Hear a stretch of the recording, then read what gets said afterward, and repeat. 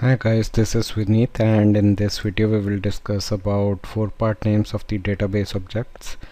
Now, what are database objects? For example, in a database, a table is a database object. So let's go to SQL Server, and here we have a Northwind database. If I expand it, underneath I have tables section where I have some tables. So these are the objects. And there can be other objects as well, like views are also object and stored procedures are also object, but for now let's concentrate on tables. So a table is an object. For example, here we have employees table, which is an object. So we are discussing about that object can be referenced using 4 parts.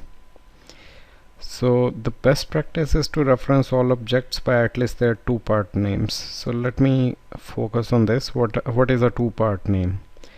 So if I go to SQL Server and open up a new query, so here I am using the Northwind database, which is selected, and I'm fetching some 100 rows from the employees table. So I'm doing select top 100 star from employees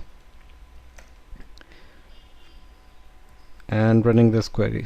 So what I am doing here in this query, employees is an object, and I'm using a single part name. So what is a double part name? Double part name, we can also include schema before the object name. So DBO is the schema for employees table object. So if you look here on the left hand side, various tables are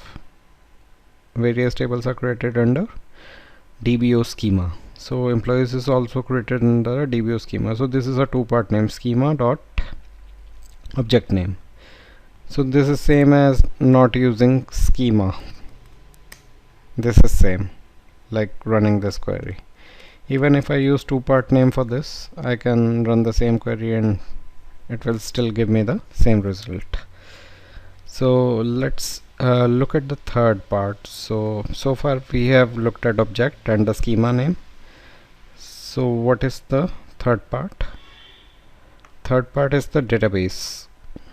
So we can also mention database while fetching data from certain table in a select query. So how can I put database name over here? So database name is Northwind. So what I can do, I can put Northwind over here along with dot. So now the name is giving reference under Northwind database. In the DBO schema, I'm using employees table. I'm fetching top 100 rows out of that. So this is again same. And the fourth part is we can also include the server name. So what is the server name here? So here we have Vineet PC is the server name. So what I can do, ideally we should be using this square brackets while if there are any spaces within the name. So here even though we don't have spaces, I'm including the server name in the square bracket. So let's run this query. Again, it's the same. So this is basically the 4-part name, server.database.schema.object. So let's go back to the notes. So it is a best practice to reference all objects by their 2-part names. So ideally while using our day-to-day queries, we should refer to objects by their 2-part name, which means schema.object notation. Alright, and which includes the name of the object prefixed with the schema name. And objects can also be referenced directly. So similar to the example where we have referenced employee table directly without using the schema name. And object can also be referenced directly and can also have 4 possible parts, which is a 4-part name. For example, server.database.schema.object has the following parts. So this is a 4-part name which we discussed, which I have shown you in SQL Server.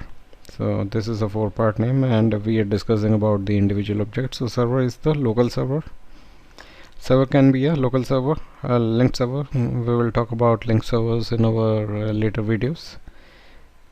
That has been configured. And database, we have taken Northwind database. So database where your object resides. So our employees table was in Northwind database. By default, this is the database to which you have set your context. So if I go to SQL Server, my context is currently set to Northwind. Even if I look at the session window, at the bottom of the screen I can see that this session window is referring to the Northwind database. Now let's go back to the notes. Now let's talk about schema. The name of the schema where your object actually resides within the database. So in our case it was DBO schema. We can create our own schemas as well using the create schema command. We will create a separate video on that. Every login has a default schema which defaults to DBO. So DBO is the default schema in SQL Server. If the schema is not specified while creating the object, the default schema will be searched for the matching name. Here it is talking about the select statement, because when you don't mention the schema name, it search for the objects within the DBO schema by default. Now the fourth part is the object, which is the name of the object you are accessing, which is not optional. So in our case it was the employees table. So guys, we are done with this video, and I thank you all for your time and your support. Please do like this video and subscribe to my channel and hit on the bell icon to get any future updates. Thank you so much and have a nice day.